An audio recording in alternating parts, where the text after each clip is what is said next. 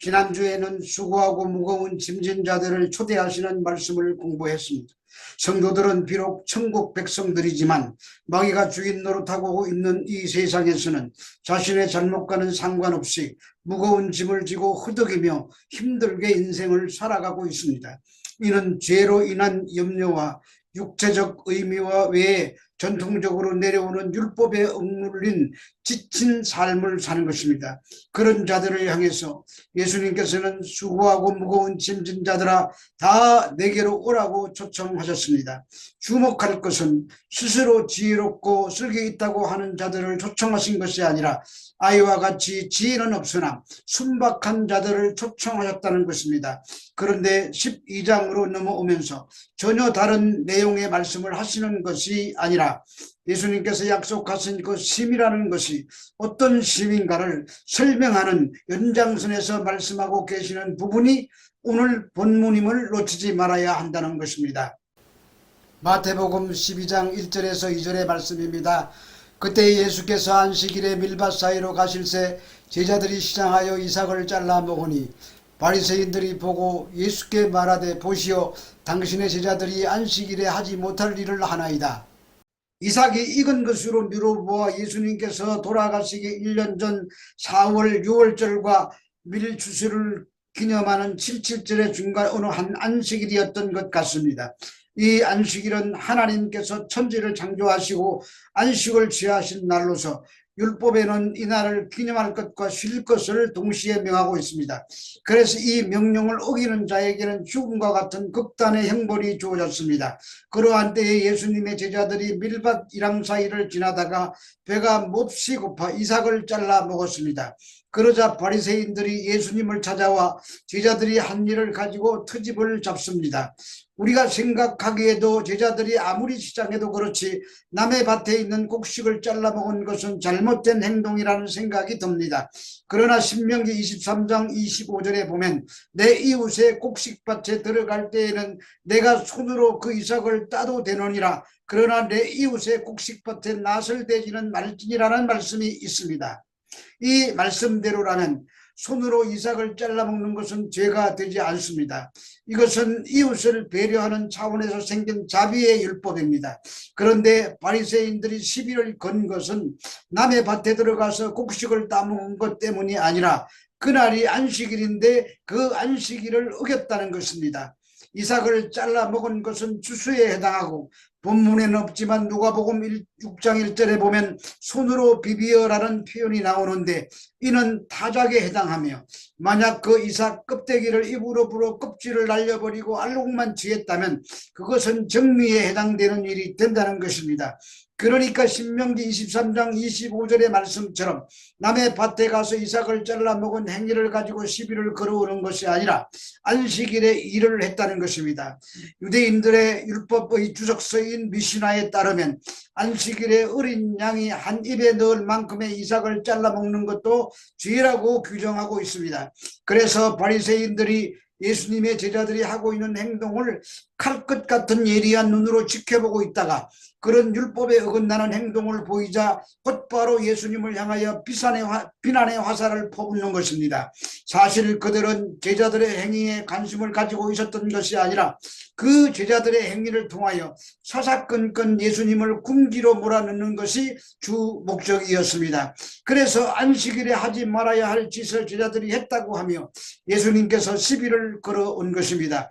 여기서 안식일에 하지 못할 일이라고 할 때 하지 못할 일에 해당되는 헬라어 우크 유세스티는 합당치 못한 일을 의미하는데 안식일에 해서는 안 될 일에 대한 규정은 모세의 율법에 의한 것이 아니라 그들의 조상이 만들어낸 인간이 만든 장로들의 유전을 말합니다. 그것은 39개의 항목으로 되어 있는데 그것을 기록한 할라카에 보면 성전에서 예배 드릴 경우나 생명이 위태로울 경우에는 어길 수도 있지만 본문의 경우처럼 피할 수 있는 경우에는 밀추수를 하는 일은 엄연한 범법 행위가 된다는 것입니다. 그래서 예수님께서 말씀하십니다. 마태복음 12장 3절에서 4절의 말씀입니다. 예수께서 이르시되 다윗이 자기와 그와 함께한 자들이 시장할 때에 한 일을 잊지 못하였느냐. 그가 하나님의 전에 들어가서 제사장 외에는 자기나 그와 함께한 자들이 먹어서는 안 되는 진설병을 먹지 아니하였느냐. 이제 그들의 항의에 대한 예수님의 제자들을 위해서뿐만 아니라 후대 제자들 그룹에 속해 들어오는 이 땅의 교회 성도들을 위해서 매우 중요한 성경의 한 스토리를 인용하십니다. 그것이 다윗에 관한 이야기입니다. 그 이야기는 사무엘상 21장에 나오는 사건으로 다윗이 사울에게 쫓겨 놉 땅에 있는 제사장 아히멜렉에게로 찾아가 안식일에 물려낸 제사장들만 성전 안에서 먹을 수 있는 거룩한 떡을 먹은 사건을 예로 들어 말씀하십니다.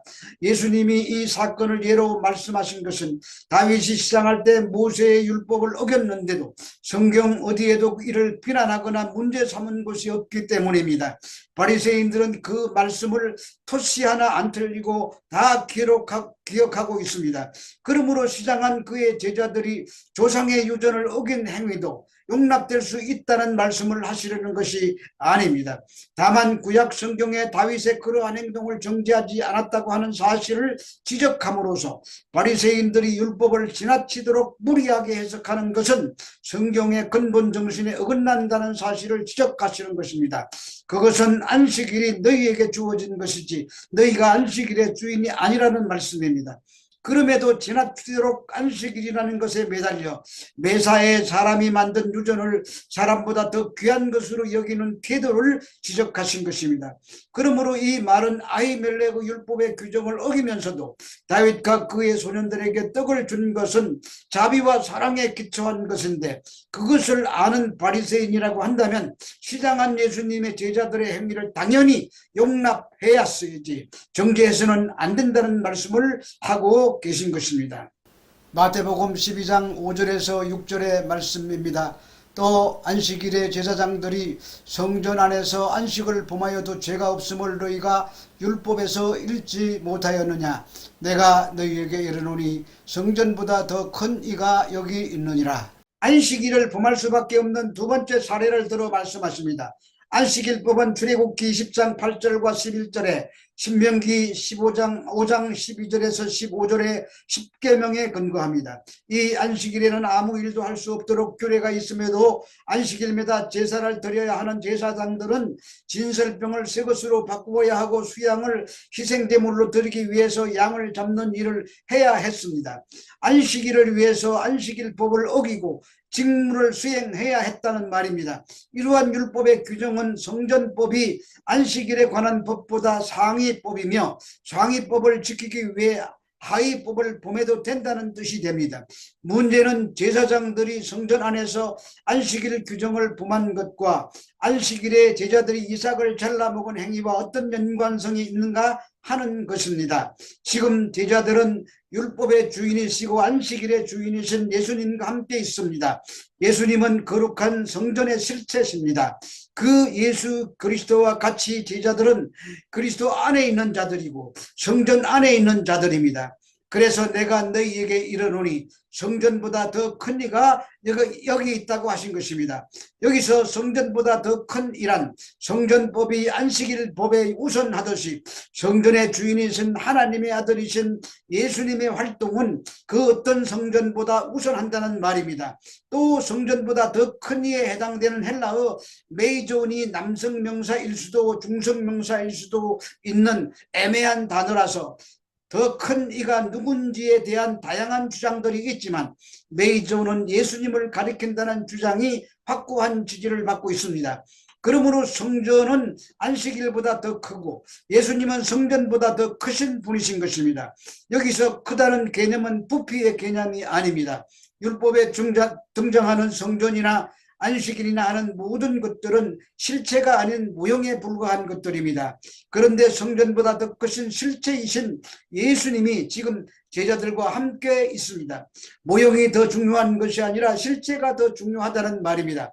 그래서 이 말씀을 통해서 예수님께서 내가 성전보다 큰 사람이다, 내가 실체다 하고 선언하고 계시는 것입니다.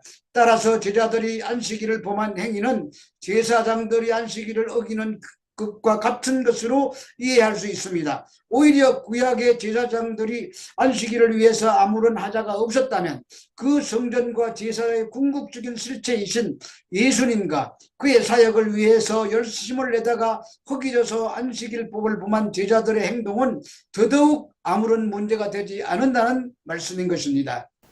마태복음 12장 7절에서 8절의 말씀입니다. 나는 자비를 원하고 제사를 원하지 아니하노라 하신 뜻을 너희가 알았더라면 무지한 자를 정죄하지 아니하였으리라. 인자는 안식일의 주인이라 하시니라. 예수님이 나는 자비를 원하고 제사를 원하지 않는다고 하십니다.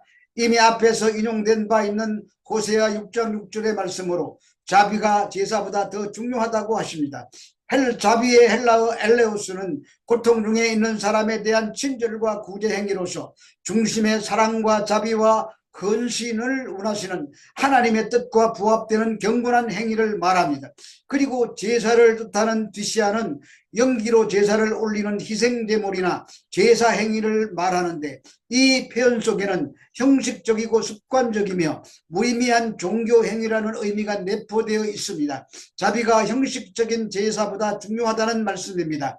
그렇다고 제사 행위를 부인하거나 중단해 버리라는 말은 아닙니다. 다만 하나님이 원하시는 사랑과 자비를 율법의 의무보다 위에 두라는 말씀입니다. 그렇다고 해서 우리에게 자비와 제사 중 어느 하나를 선택해야 할지 피치 못할 경우가 생겼을 때에는 제사보다는 오히려 자비가 먼저 베풀어 줘야 한다고 주장하면서 예배를 소홀히 해도 된다는 말도 아닙니다. 그러면서 예수님께서 바리새인들이 성경을 바로 이해하지 못한다고 책망하십니다. 그래서 너희가 알았다면 하시며 율법에 대한 바리새인들의 태도를 피상적이고 위선적으로 종교적 의식에만 관심을 기울였던 호세아 시대와 조금도 다름없다고 책망하십니다. 따라서 그들은 율법의 진정한 의미인 하나님 사랑과 이웃 사랑에 대해서 알지 못했습니다. 그래서 무죄한 자를 죄로 정치 아니하였으리라고 하십니다. 그러므로 제자들은 예수님으로부터 무죄하다고 하는 선언을 받은 것입니다. 예수님이 안식일의 주인이시기 때문입니다. 그래서 지금까지 가리워졌던 안식일이 지닌 참 자유와 참 평화는 모든 사람들이 향유할 수 있게 하시려는 것입니다. 따라서 인자는 안식일의 주인이라는 말씀을 통해서 안식일에 얽매이는 의무로부터 사람을 해방시키는 것입니다.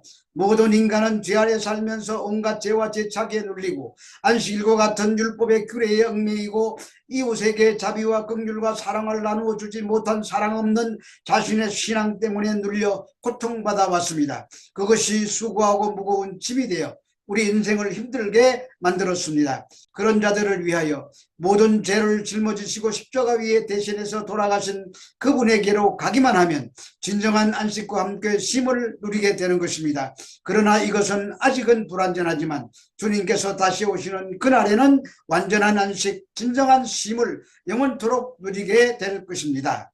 이날을 소망하며 오늘도 수고하고 무거운 짐진 우리 모든 자들이 그리스도 예수 안에서 참된 쉼과 안식을 누리게 되시기를 예수님의 이름으로 축원합니다.